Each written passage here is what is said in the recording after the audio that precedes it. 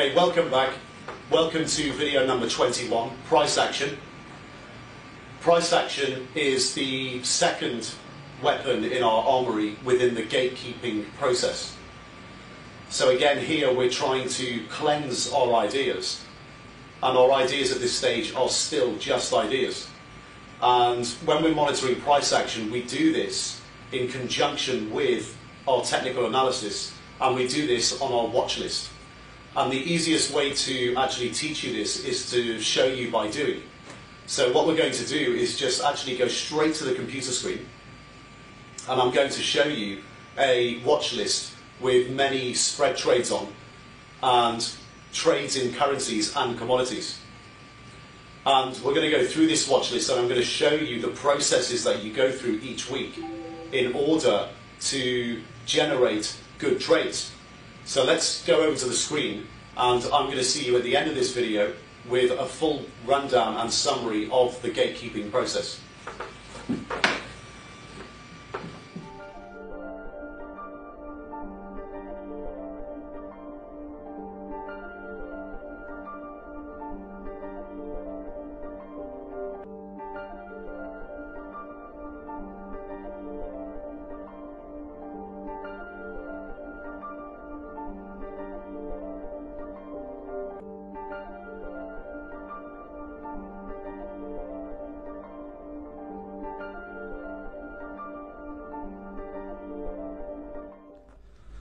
Okay, so welcome back to the computer screen.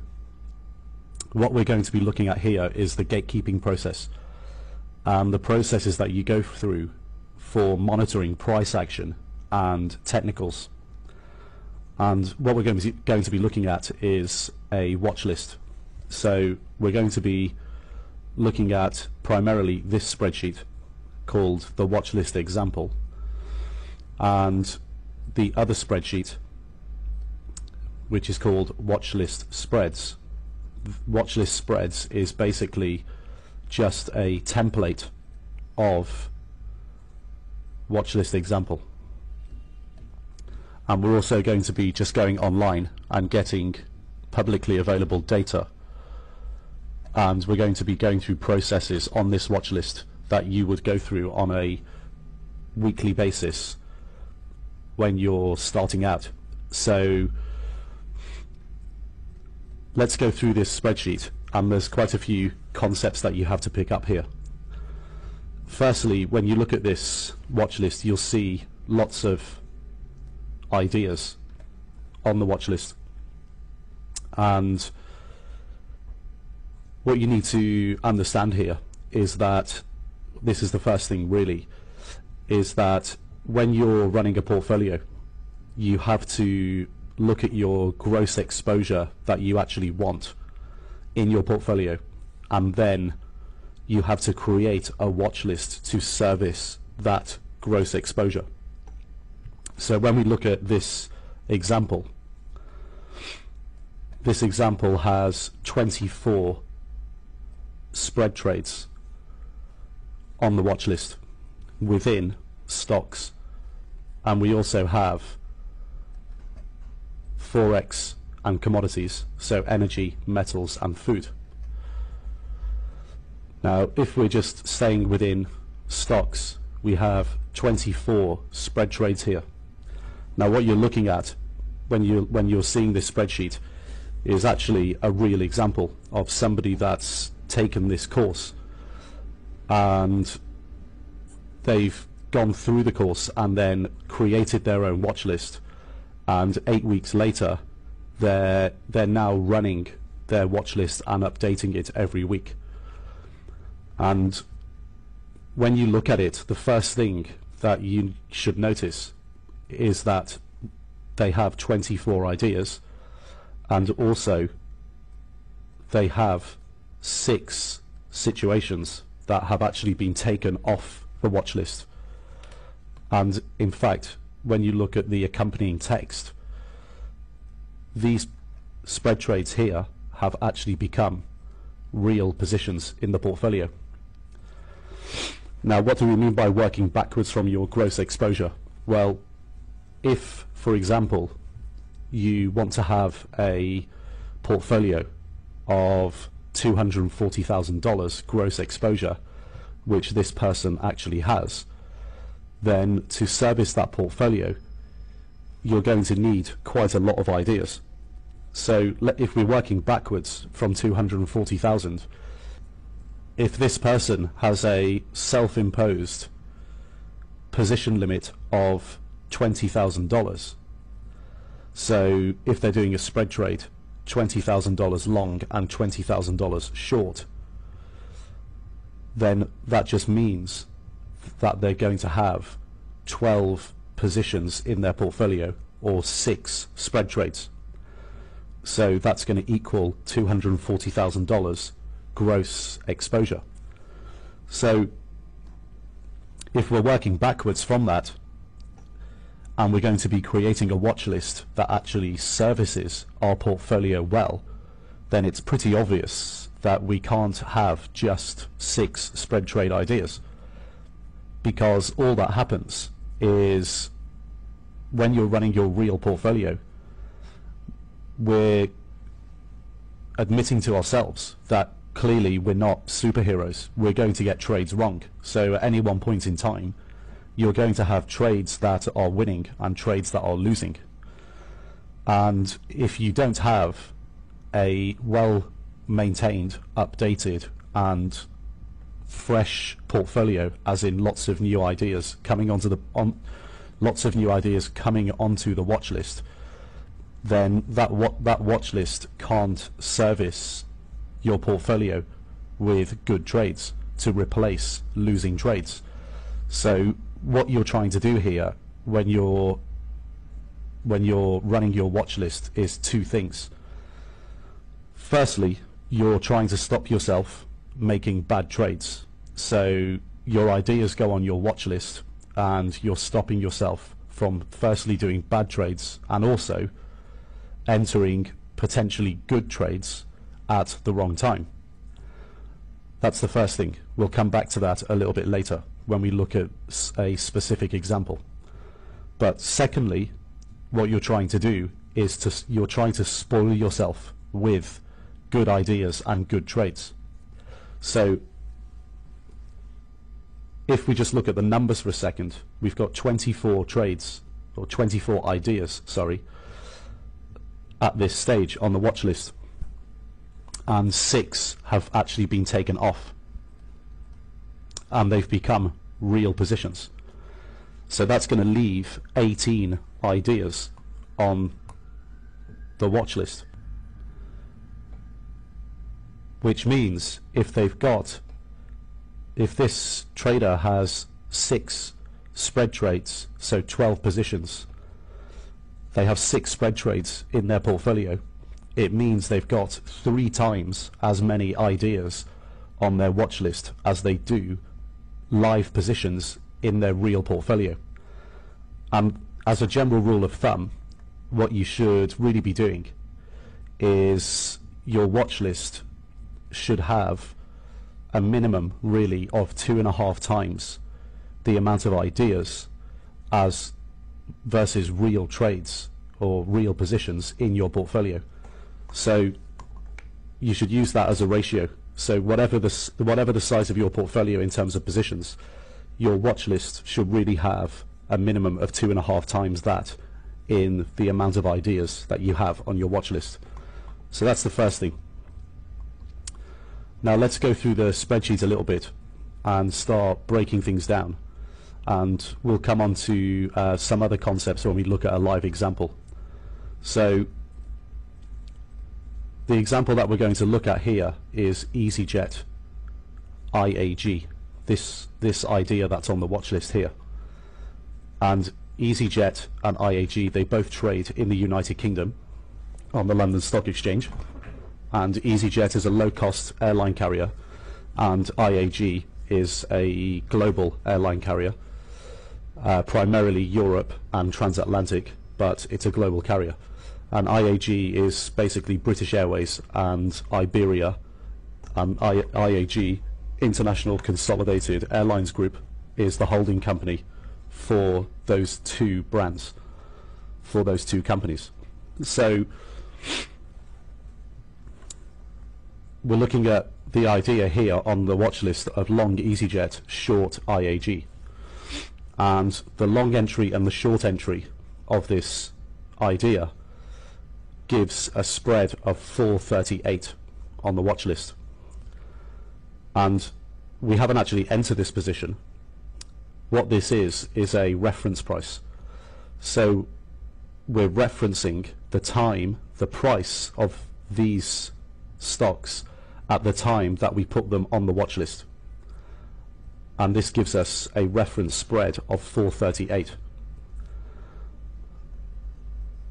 So when we scroll across from here, we have this repeated again here, but we also have the current situation. And the current situation, this is what you update every week. So the current situation gives EasyJet at 10:31 and IAG, International Consolidated Airlines Group, at 2:58.9. And when we scroll across here, this gives us a spread of 398, which means overall this spread from the reference price when it originally went on the watch list is down 9%, and it's been on the watch list for 7 weeks. And this is the second concept that you have to pick up here. So concept number one, the amount of trades that you need, or the amount of ideas that you need on your watch list to service your portfolio backed out. So spoiling yourself with a good amount of ideas that become good trades. So don't forget that concept. The concept that we're moving on to now is really the primary reason why we have a gatekeeping process and why we run a watch list. And that's really because we want to make sure that we don't put on bad trades with our real money, but also we want to make sure that we're not mistiming good trades. So we're back to this example again of buying an asset at, say, $100 or a stock at $100, and then at this stage it's an idea, and what you have to assume is that everybody in the world thinks when they have an idea for a trade that it's a fantastic idea. Otherwise you wouldn't consider committing capital to it. So just assume that every idea you get, you're obviously going to think that it's a great idea. We're all only human. People think that all the time. Of course they do. But that's the typical retail trader mistake. The typical retail trader mistake is to get an idea and then just put the trade on straight away. Well, the professional trader realizes that they're only human, and they have a gatekeeping process to make sure that they don't do anything stupid. So imagine if you think you have this great idea and you buy this stock at 100, and you think that a good stop loss is 90, and then you just put the trade on straight away at 100. Well, at that stage it's just an idea. So you put the trade on at 100 and then you get stopped out at 90, and then it goes to 500. Well, that's the cardinal sin in trading. What you've actually just done is you've put on an idea, and an idea at that stage is just an idea. It's not a trade. And you put this idea on straight away, you get stopped out, so you lose money, but then you're proved to be right.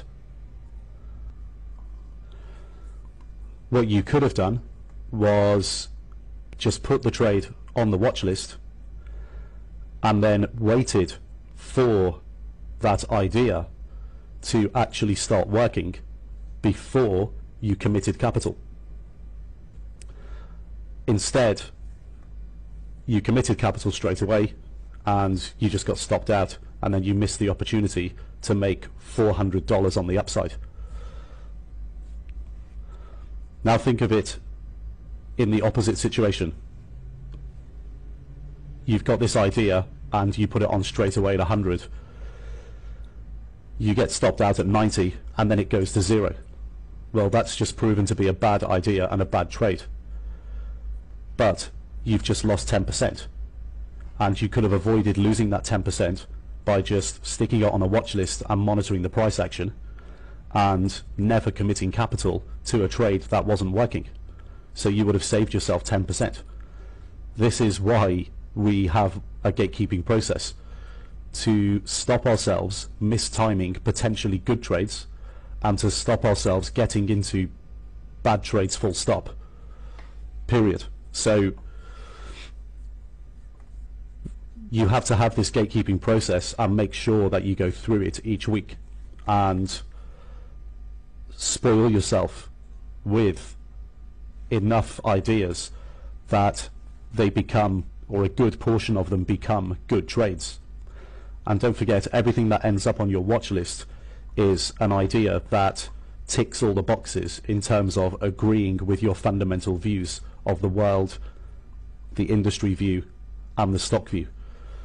So by the time it ends up on the watch list, it's in full fundamental agreement with your views, and then what you're trying to do is cleanse your idea, and you're trying to add value to your idea by putting it on a watch list and monitoring the price action and technicals. So you're trying to add value to the idea and get into the idea when the price action is good and the technicals are good. Now this example here, EasyJet IAG, this has lost 9% on the watch list over 7 weeks. So imagine if this trader just put this idea on straight away, they'd be losing 9%. That's not to say this trade isn't a good trade. It could actually be a phenomenal trade. But what we're trying to do here is we're trying to make sure that we get in at a good price, and we're trying to make sure that we just don't enter a trade that's bad, full stop. So let's have a look at the breakdown of these 7 weeks. And what we can see by scrolling across is that the price action is pretty choppy, and week 6, this is where pretty much all of the underperformance has come from. And when we look at the price action in absolute terms, it's not working. This trade is not working, so we shouldn't be committing capital to this trade. Now when we look at all the rest of our trades, what are we looking at? Well, we're looking at a bunch of ideas that are working and a bunch of ideas that are not working. Well, the two back of the envelope rules, if you like, there are no rules in terms of committing capital. That's the third concept we're going to come on to in a minute. But the two kind of back of the envelope rules of thumb when committing capital and considering price action is that, firstly, you shouldn't commit capital to losing trades or losing ideas. That's the first thing. Secondly, what you're looking for is consistency in price action, so consistently positive returns. And if we look further down here, we can see potential trades, so ideas. We've got ideas here that could be potential trades where the price action is positive and the weekly return looks fairly consistent. So this one, SWFT long and short cat, and also HTZ and cat, positive and fairly consistent price action. So we're not going to go into every single idea on this watch list. You can do that in your own time because you've got the spreadsheet in the downloads area. But just know the concepts here, so you understand that you don't commit capital to positions or ideas that are losing, and you don't commit capital to losing trades or losing ideas that have choppy price action. What you're looking for is the opposite. You're looking for positive price action, and you're looking for consistency in returns. If you do that over your lifetime, this will not only save you a lot of money in the gatekeeping process, but it will also make you quite a lot of money as well, because you're cleansing and adding value to every idea that you've got, and that can only be a good thing. So what we're going to do now we've picked up on those three concepts, so we'll just run through those again. Enough ideas that turn into good trades, so a proportion of those trades will turn into good trades. Enough ideas to service your portfolio. That's the first thing. Secondly, most important one, the reasons why we have a gatekeeping process: to stop ourselves mistiming potentially good ideas, and to stop ourselves putting on bad trades, full stop, period. 3, committing capital, and again, there's no rule book here. We'll come back to this in a second. There's no rule book for committing capital, but a back of the envelope rule of thumb: don't commit capital to trades or ideas that are not working on your watch list and have choppy price action. You want the opposite: positive price action with consistency, or showing consistency in returns. So they're the three concepts that you need to get used to straight away. Now the process we're going to go through now is I'm going to simulate a process of updating your watch list. Now what you'll notice is all of these trades here, all of these ideas are actually within, if we go to the bottom of the sheet, the spreadsheet, are actually within their own individual sheets. So what we're going to look at here is EasyJet IAG again as an example. So we're going to click in to this sheet, and we can see that EasyJet International Consolidated Airlines Group has its own sheet, and within that sheet we've got the data of both stocks and the spread. We've got the daily data, and if we scroll down on the sheet, this daily data goes all the way back to 2003, and we've got the charts as well. And we've got the chart which goes right back to the beginning of the spread, so as far back as the data goes, and we've got a zoomed in chart for the last 2 years. And we're going to go through the process now that you go through every week when you're running your watch list, updating it and maintaining it. So you have to do this, what I'm going to show you now, you have to do this for every one of your spreads. Don't worry about it too much. Once you get used to the processes, it becomes second nature, and you end up doing this on a weekly basis within just a couple of hours, and it adds a lot of value to you, to your life, and adds a lot of value to you as a trader, because it saves you a lot of money and also makes you a lot of money. So first thing we're going to do, we're going to simulate this idea that it's the end of the week and you're now updating your watch list. And we're going to count 5 lines, and we're going to insert 5 new rows into the data area. And what we're going to do now is go online, and we're going to get the EasyJet and IAG data, work out the spread, and update the whole watch list. So let's go online.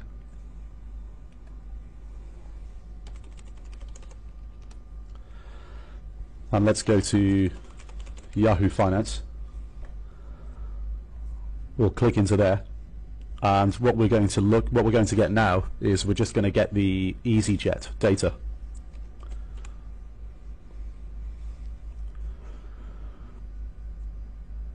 So we click into EasyJet, and we go into the historical prices, and we've got the daily data here, and the data that we want to get is actually from the 25th of March up to and including the 29th of March. we want these 5 days here. So we're basically simulating that it's Saturday, April the 1st, 2013, and you're sitting at your desk at home, in the office, wherever you like to do this, and you're updating your watch list. So let's get this data. We scroll down, we click on download to spreadsheet, and we just open up the spreadsheet with the data. As I'm doing this video, by the way, it's April 13th, so the last day is April the 12th. So we're just going to get rid of all of this data here, because what we want is the 25th to the 29th. So this is the data we want, and if it's Saturday, April the 1st, this is what you're going to see when you download this data. And actually, on this day in the UK, on Friday the 29th, it was a bank holiday. We had the same close as we did the day before and no volume traded, but this was a Friday. First thing we're going to do is actually just copy that data, and we're going to go back into the sheet and insert the dates here, and we'll go back to the EasyJet data and take the adjusted close including dividends, and we go back into EasyJet and insert that. Now we need the IAG data, so we just go through the same process.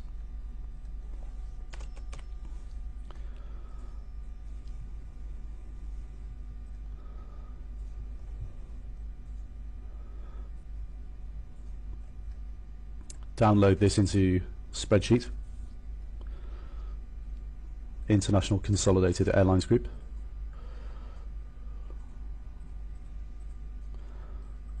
So make sure that we have the right dates here. We've got 25th to the 29th, and we just take these prices here.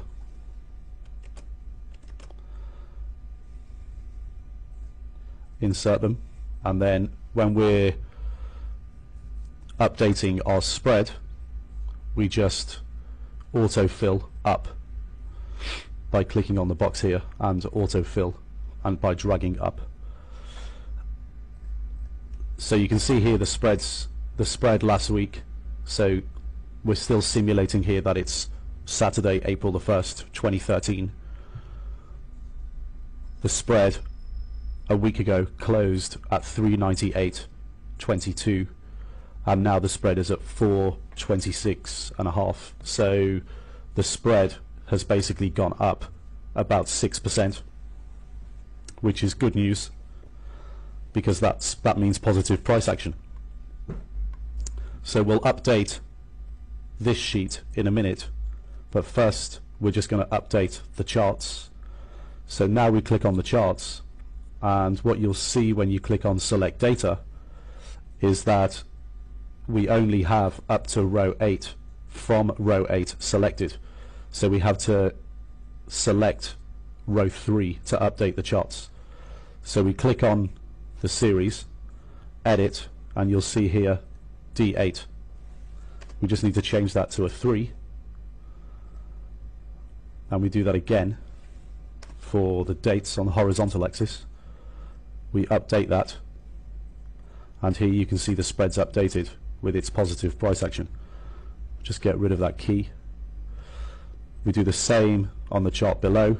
Right mouse, select data, edit, change D8 to D3 for both the vertical and the horizontal axis.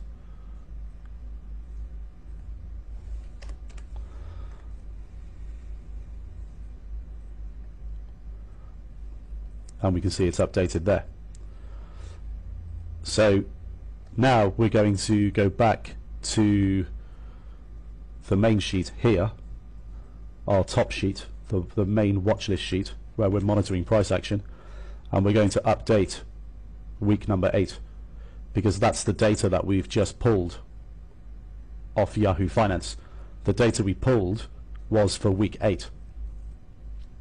And you'll see when you look at the formula bar that the formula is S7 minus the sum of U7 to AA7, which is basically S7, this cell here, the total return of the spread, minus the sum of the 7 weeks up to this point.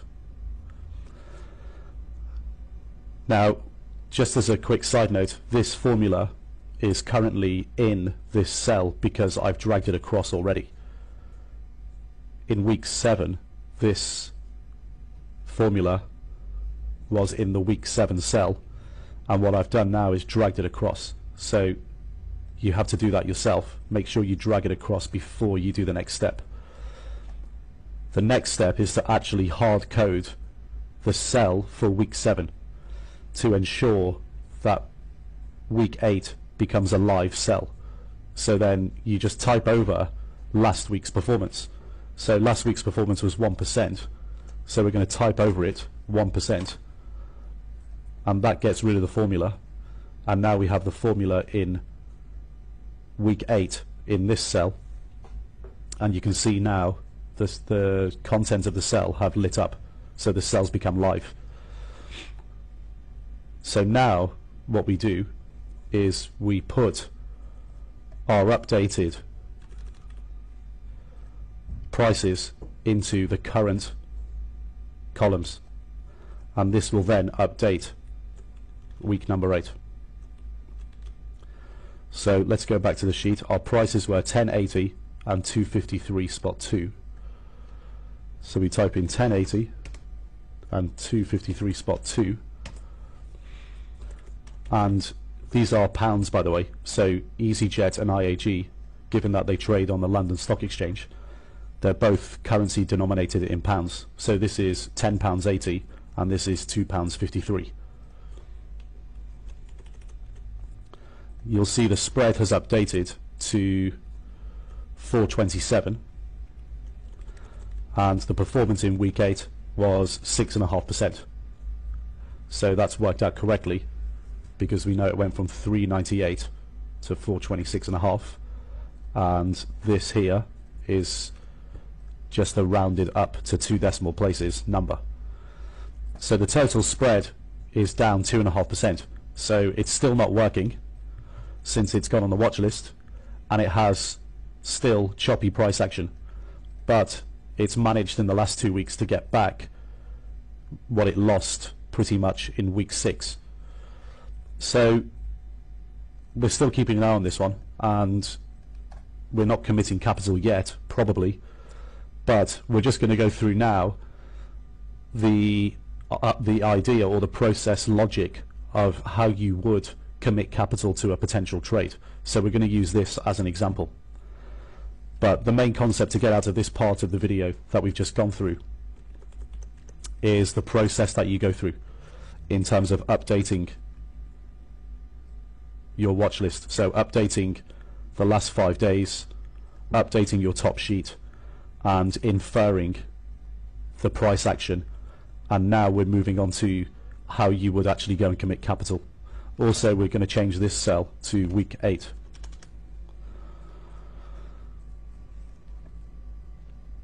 So don't forget those processes. You have to do this for every spread trade. You know, you have to do this as well, for example, for Hewlett Packard, Cisco. If that was one of your ideas, you just do the same thing. Select 5 rows, insert, get the data, update the charts, right mouse, select data, go through the processes. This is going to save you and make you a lot of money over your lifetime. It's well worth doing. And once you're used to it, it only takes you a few hours every week. You know, I tend to do this on a Saturday morning for a couple of hours. And what you do is, when you've updated these processes, you know, you've got a bunch of ideas here, and if you have enough high quality ideas on your watch list, all that's going to happen is that your watch list is going to start servicing your portfolio, because good trades are going to present themselves to you. So good ideas are going to turn into good trades, and they're going to end up in your portfolio. So what you're going to see week to week is trades will present themselves to you. They'll pop their head up and wave their hand and say, "Hello, Mr. Trader, I'm now working. I'm one of your ideas and I'm now working." And that's usually a positive sign to start committing capital. So make sure you've got enough ideas, make sure you remember the concepts that we went through at the beginning of the video, and go through these processes every week.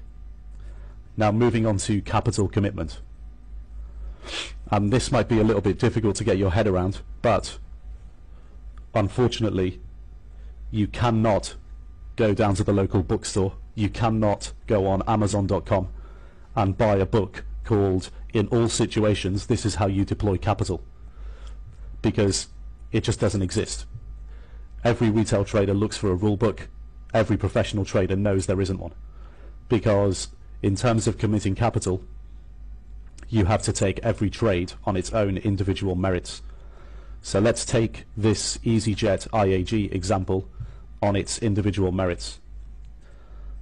And we already know at this stage that from the reference prices, when we put it on the watch list, that the price action is not positive to this point, and the technicals, when we look at them, are not exactly great. So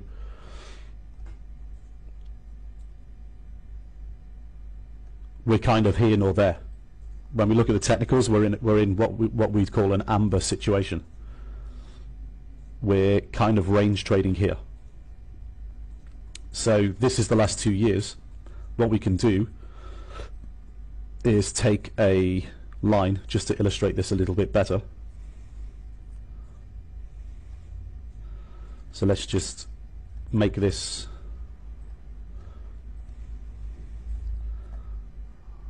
red and increase its thickness a little bit.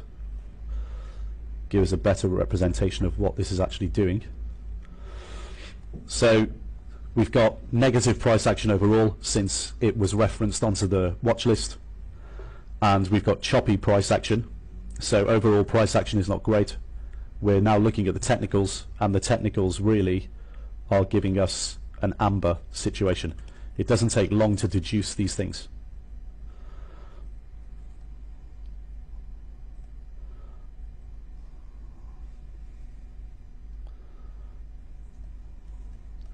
So we're kind of in this range here, and when we look at the overall technicals, you know, they look good.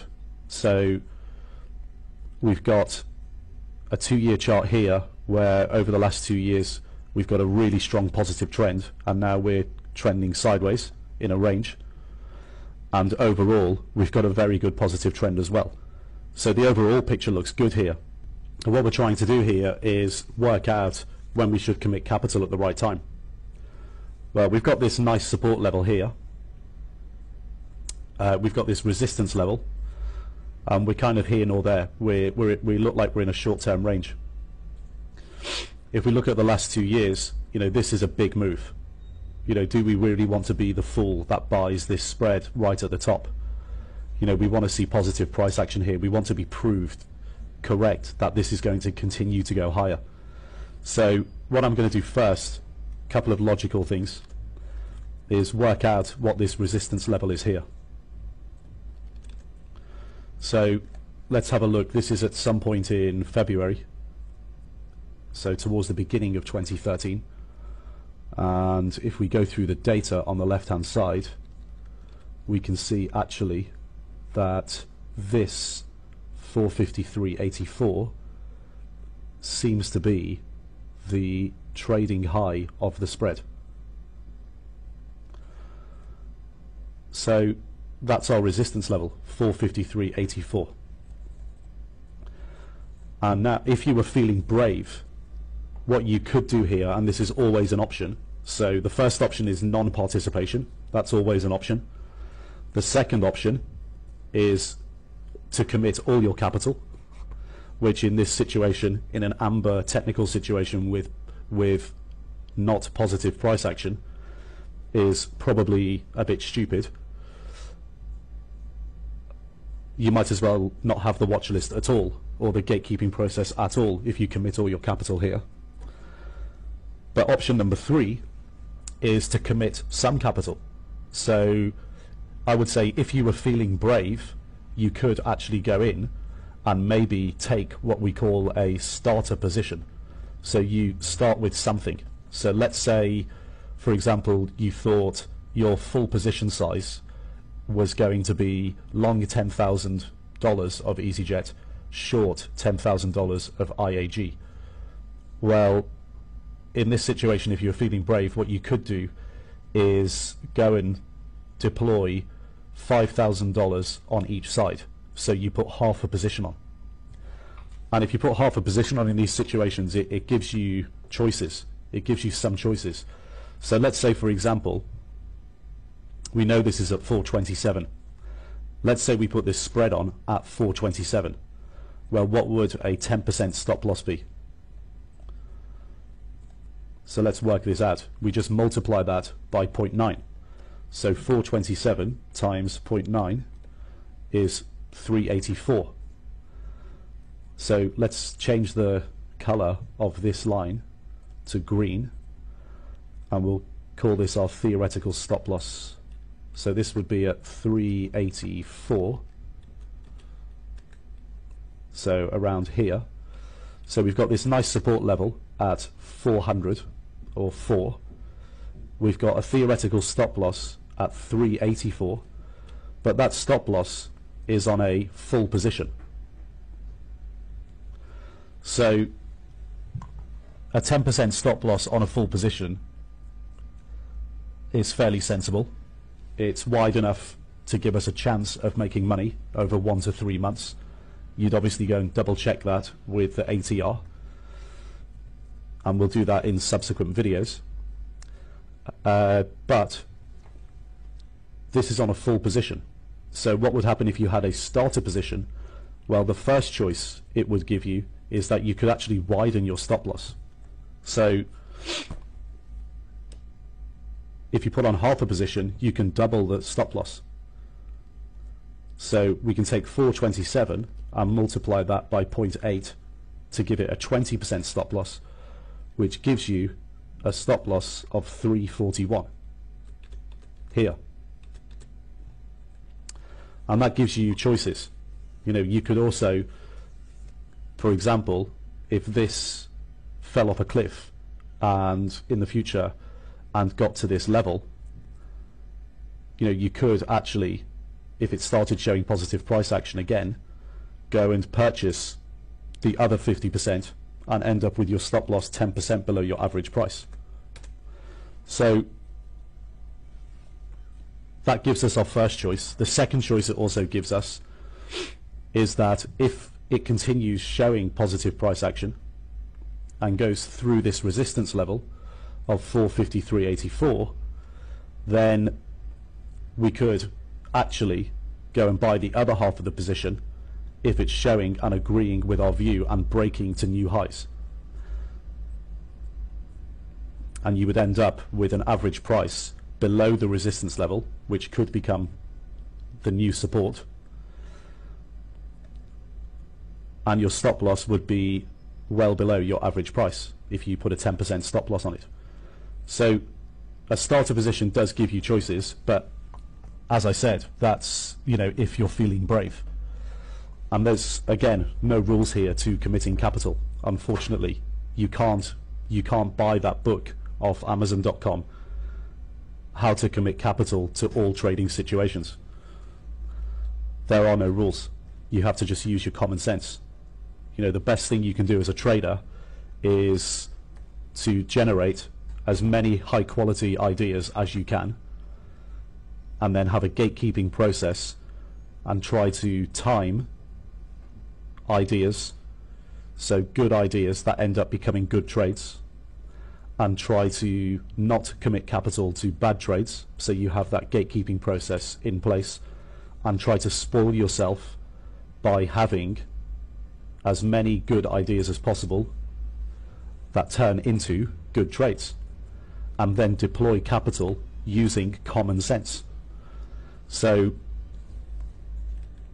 this resistance level here of 453, I think it was, on the 7th, yep, 453.84, if it trades through there, you know, this could be a situation where you start adding to a winning trade. And we're going to look at this concept a bit further when we go into the psychology part of the video series. So don't worry about this too much. You should pick up this concept of winning and losing trades, or winning and losing ideas, when we get into this trading psychology stage. So you might want to watch this video back again once you've seen those modules, so you get a better appreciation and understanding of what we're looking at here. But this resistance level of 453, let's introduce this idea of winning and losing trades. So if we had a stop loss on let's say we put a full position on here. Let's just assume that we put a full position on, and we were feeling super brave and super silly, and we put a full position on at 427, where we're trading at now, and our stop loss was 384. So that's 427 multiplied by 0.9. That gives us a 10% stop loss. So 427 times 0.9 gives 384 as a stop loss. But when we're working out our target on a 1-to-3 ratio, we call our target a soft target. And this will all become clear in later videos, so don't worry. So we offer more on our upside than our downside on every trade, and we have to look at our targets as soft targets, and with those soft targets we need to see that they are realistic targets.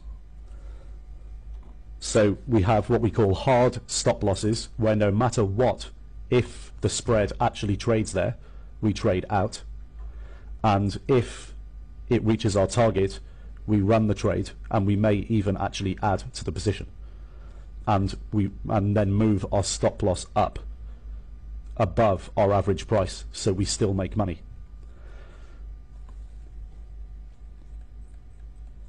So in this situation, if we minus 384 from 427, we get 43 points on this trade. So our stop loss is a loss of 43 points. If we multiply that by 3, we get 129 points.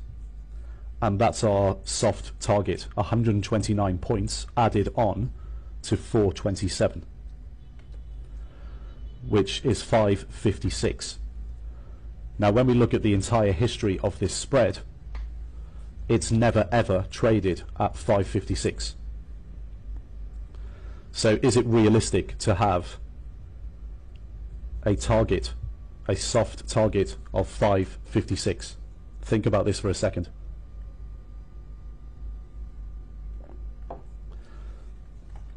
Is it realistic? Well, I'm guessing that most of you are probably saying no. But in fact, it's arguably just as realistic as it is unrealistic. So you would say it's unrealistic because it's never traded there. But if you look at the history of the spread, imagine if you were here in this period and you said, I'm not going to put this spread on, because if I put this spread on a 1-to-3 ratio with a 10% stop loss, my target would have to be roughly 70 points from this level. So that would imply a target of 340, 350 points. And it's never traded there. It's never traded above 3. That would have been the high if we were looking at it at this point in time. and you wouldn't have put it on, and you'd have missed all of this upside. See, this is the point. It's arguably as realistic as unrealistic, because this spread could just go to infinity, theoretically. It could just go up forever. And when we're looking at spread trades, this is why we have the stock that we want to go long on the top of the fraction, and the stock that we want to go short on the bottom of the fraction, because that means in all cases we're looking at going long the chart. We're looking at going long the spread. And that's the phrase that we use. We're going long the spread. And theoretically it could go to infinity. So in this situation, when you're looking at examples where you're looking at a spread that has never traded at a certain target, well, it's arguably just as realistic as unrealistic. Because what you're looking at here is a spread that's, at or near all-time highs. And for the last 2 years, it's just been putting in new all-time highs. Well, for at least the last 18 months. And that price action is incredibly positive, and it could just continue. So when we think about this example overall, we've got short-term negative price action in overall terms and in consistency. We've got an overall positive picture in terms of medium and long-term price action.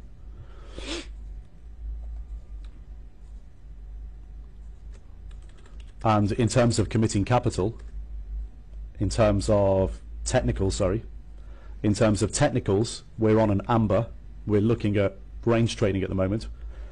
And when we add all of this up, just using common sense, in terms of committing capital, we're probably going to have to be brave to put a starter position on, but we can always add or increase the position if we see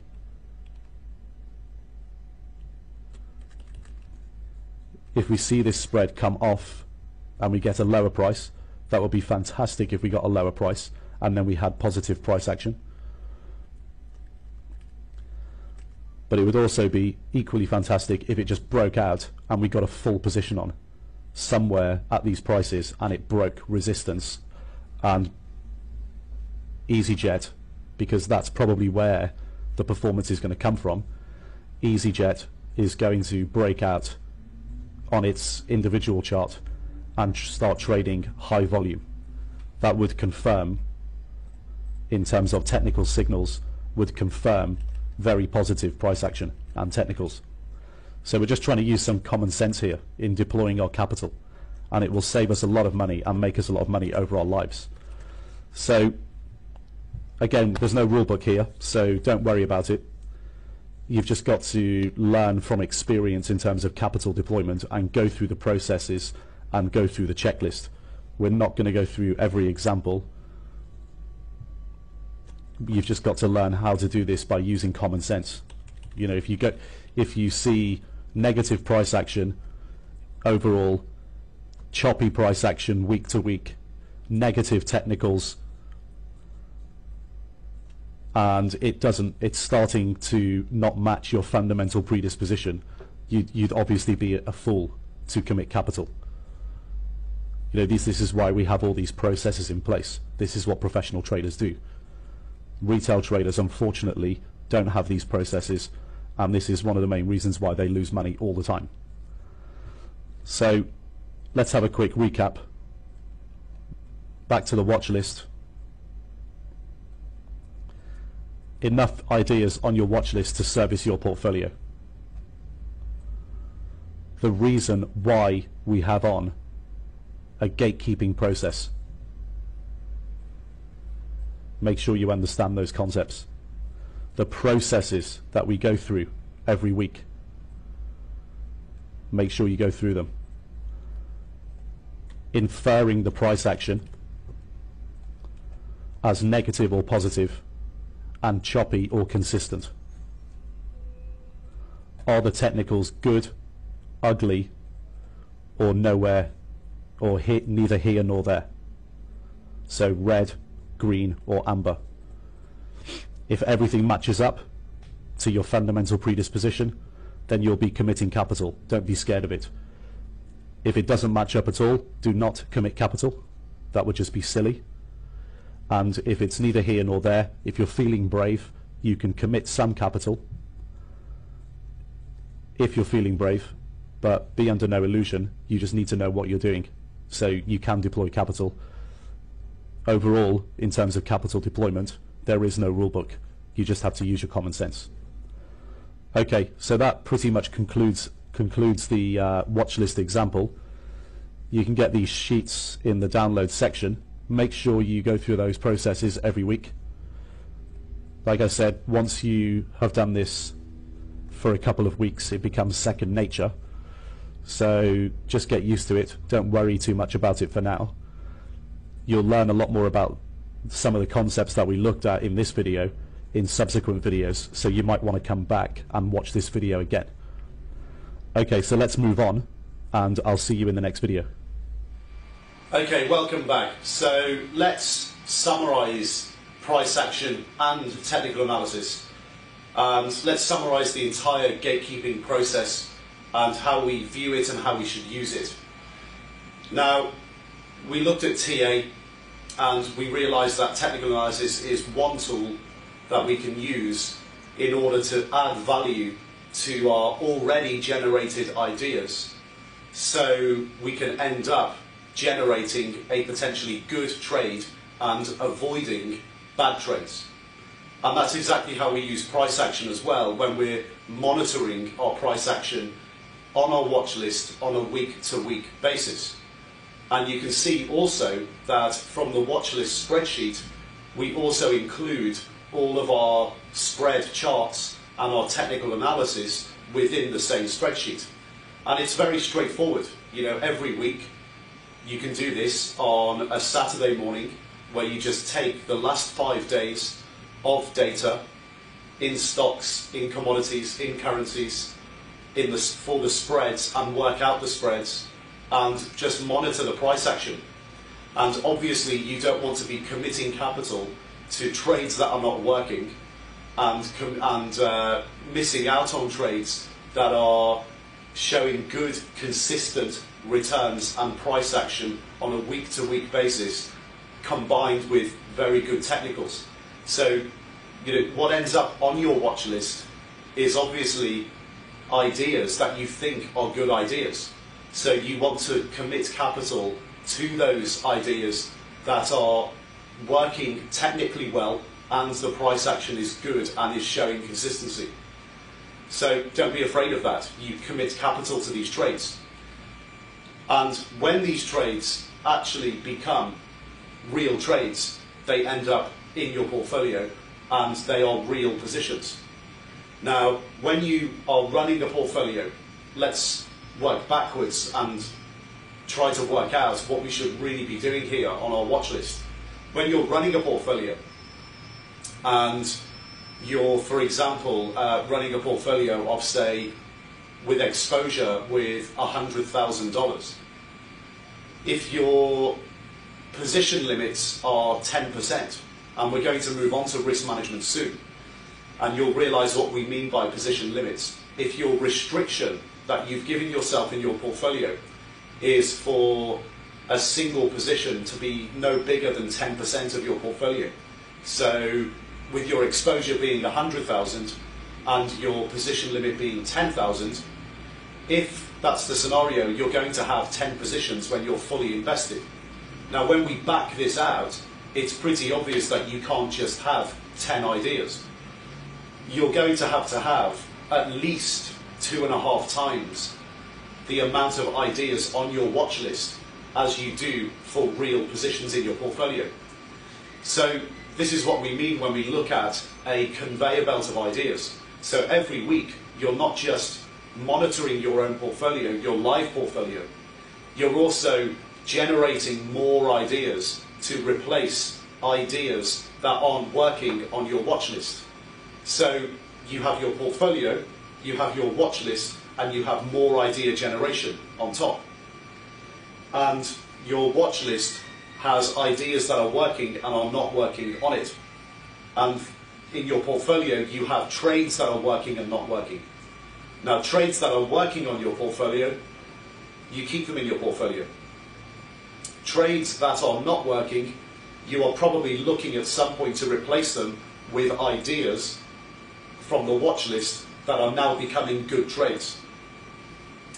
And the trades or ideas on your watch list which are not working, over time you're going to be replacing with fresh and new ideas to keep your watch list up to date and to keep your watch list current. And these are the processes that you have to go through every week. So at any one point in time, you will have your live portfolio and you'll have your watch list. The two things that you have to do each week is to update your watch list, which includes updating all the statistics, but also refreshing new ideas onto your watch list and getting rid of old and stale ideas, but also replacing losing trades in your portfolio with ideas that are now becoming good trades, that are showing good technical analysis, good price action, and good consistent returns on a week-to-week basis. These are the things that you have to do. So if you have 10 positions, you can't have 10 ideas. You have to have at least 25 on your watch list. So just use that as a rule of thumb. The rule of thumb is whatever the amount of trades or positions you have in your portfolio, back that out and have at least 2.5 times the amount of ideas on your watch list that you're monitoring on a week-to-week basis. So what happens next? Well, you've got a live portfolio. And when you've got a live portfolio, you need risk management. You need to have discipline. But to have discipline, you need to have the right psychology. So let's move to the next video. Video number 22. We're going to go and have a look at trading psychology now. And you're going to find this a little bit entertaining. And you're going to find it surprising. But take it seriously, because the messages are very, very serious and very, very straightforward. But if you don't get them, you can lose a lot of money. You need to have the right psychology before you actually have real positions in your portfolio. So let's go over to video number 22, and I'll see you on the other side.